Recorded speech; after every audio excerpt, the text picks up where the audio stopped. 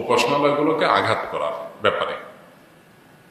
তাদেরকে আমরা তাওহীদের দাওয়াত দিব, তাদের উপাসনালয়গুলোকে আঘাত করে ভেঙে ফেলতে ইসলাম আমাদেরকে নির্দেশ করে না। সেখানে মুসলমানদের মসজিদ কিভাবে আমরা নির্দেশ,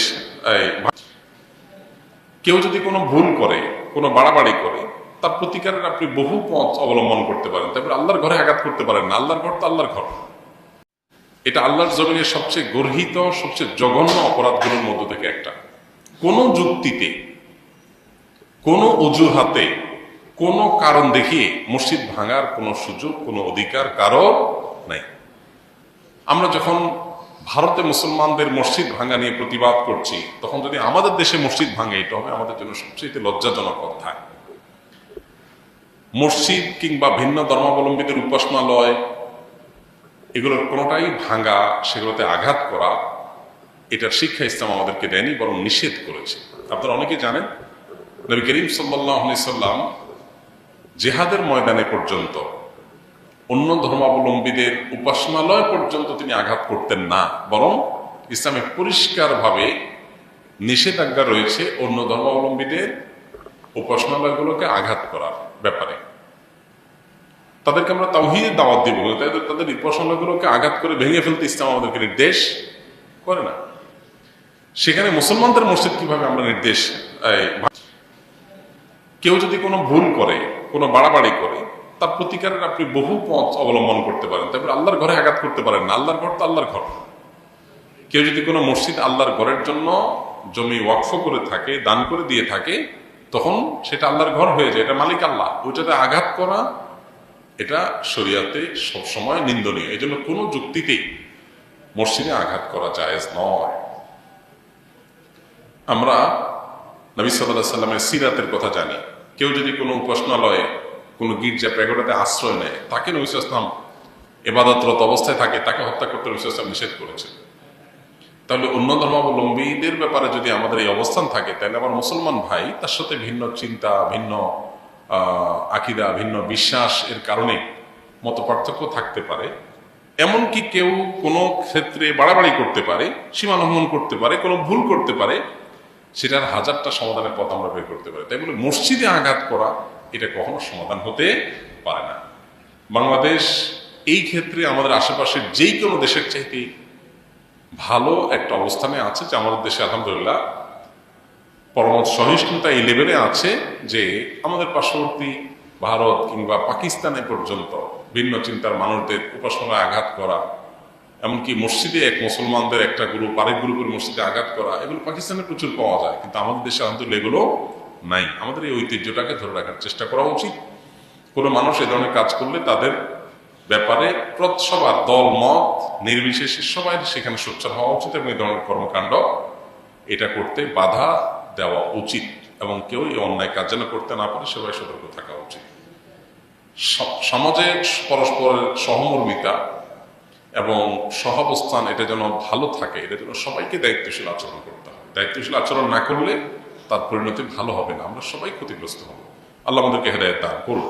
যারা এই ধরনের কর্মকাণ্ড করেছে তারা নিশ্চয়ই জঘন্য কাজ করেছে, গুনাহের কাজ করেছে, তাদের তওবা করা উচিত, এবং কোনো যুক্তিতেই তারা আল্লাহর ঘরে আঘাত করতে পারেন না। আল্লাহর ঘর কে বানাইছে সেটার বিষয় না, যে বানাইছে সেটা ঘর কার? আল্লাহর। বিধায় এখানে আঘাত করা একেবারেই জঘন্য কাজ। আমার বাবা একজন মসজিদের ইমাম ছিলেন। বর্তমানে উনি প্যারালাইসিসের রোগী, ঠিক মতো বিছানা থেকে উঠতে পারেন না। বাবার অসুস্থতার কারণে আর লেখাপড়া করতে পারছি না, তাই একজনের মাধ্যমে আসুন্নাহ স্কিল ডেভেলপমেন্ট ইনস্টিটিউটের সন্ধান পেয়েছি। কিভাবে ভর্তি হব? ভর্তি হওয়ার জন্য আসুন্নাহ স্কিলের যে ফেসবুক পেজ আছে, বিস্তারিত সেখানে দেখতে পাবেন। যখন যখন সার্কুলার দেওয়া হয় তখন তখন আবেদন করে ভর্তি হতে পারবেন। কবরের পাশে দাঁড়িয়ে 41 দিন সূরা ইয়াসিন তেলাওয়াত করলে কবরের আযাব মাফ হয়ে যায় কিনা, এরকম কথা লোকমুখে প্রচলিত আছে, কিন্তু কোরআন বা সুন্নাহর কোথাও এটা সাব্যস্ত হয়নি যে কবরের পাশে দাঁড়িয়ে 41 দিন সূরা ইয়াসিন পাঠ করলে কবরের আযাব মাফ হয়। তবে এটা ঠিক, সূরা ইয়াসিন কোরআনে কারিমে গুরুত্বপূর্ণ সূরা, এটা আমরা এমনি পাঠ করব। কবরের পাশে গিয়ে দাঁড়িয়ে 41 বার পাঠ করলে আযাব মাফ হয়, এরকম কথা হাদিসে আসেনি। যেটা হাদিসে আসেনি, আযাবের বিষয়টা অদৃশ্য জগতের বিষয়। আমি কিভাবে নিশ্চিত হলাম যে আযাব মাফ হয়? সম্পূর্ণ মন গড়া এবং ভিত্তিহীন একটা বিশ্বাস। এটি সন্দেহাতীতভাবে আমরা কোরআন কারীম তেলাওয়াত করব, সূরা ইয়াসিন অন্য সূরা তেলাওয়াত করব, মুর্দার পক্ষ থেকে তেলাওয়াত করে তার সওয়াব পৌঁছানোর জন্য চেষ্টা করব, কিন্তু কবরে গিয়ে এই সংখ্যক বার এটা পড়লে আর আযাব হয় না, এই কথা কোনো বিশুদ্ধ হাদিস দ্বারায় প্রমাণিত নয়।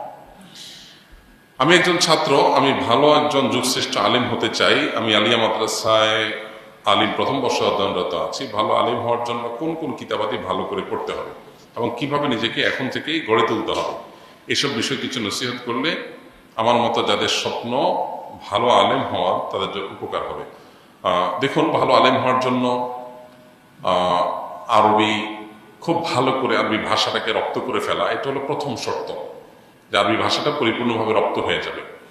সেই সাথে কোরআন এবং হাদিসের বেসিক ইলম, এটা সর্বোচ্চ ভালোভাবে অর্জন করতে হবে। যে মাদ্রাসা সিরিয়াস এবং খুব গুরুত্বের সাথে আপনার কোরআন হাদিসের পাঠদান করা হয়, পরিবেশ আছে, ভালো ছাত্র আছে, ভালো আলেম আছে, কম্পিটিশন আছে, সেরকম জায়গায় পড়াশোনা করতে হবে। সেই সাথে মুত্তাকি, পরহেজগার এবং বিচক্ষণ বিদগ্ধ আলেমদের সোহবত সংস্রব থাকা জরুরি এবং দায়ী হিসাবে নিজেকে গড়ে তোলার জন্য কোরআন হাদিসের ইলমের পাশাপাশি সমকালীন মতবাদ, সমকালীন ধ্যান ধারণা, সমকালীন বিভিন্ন চ্যালেঞ্জ, এমনকি সমকালীন সময়ের ভাষা, ইংলিশ সহ অন্যান্য বিষয়গুলো, আইসিটি, এগুলোকে রপ্ত করা, এটা হলো একজন সময়ের চ্যালেঞ্জ মোকাবেলার উপযুক্ত দায়ী হওয়ার জন্য জরুরি।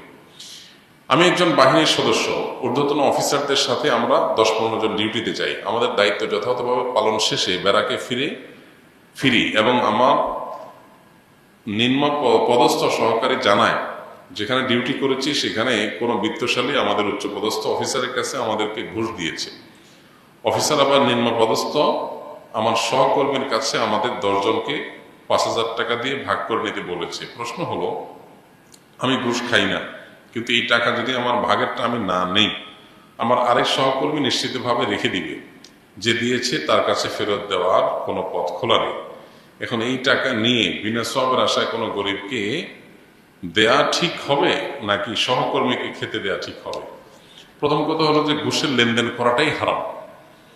যদি আপনার জন্য কোনো ভাগ রাখে, আপনি বলে দিবেন এটা যথাস্থানে যার কাছ থেকে নিয়েছো, যার মাধ্যম নিয়েছো, তাকে ফেরত দেওয়ার ব্যবস্থা করো, এটা আপনার কর্তব্য। যদি তারা না দিয়ে মেরে দেয়, তারা আল্লাহর কাছে দায়ী থাকবে, আপনি দায়ী থাকবেন না, আপনার এটা ভোগ করা উচিত হবে না।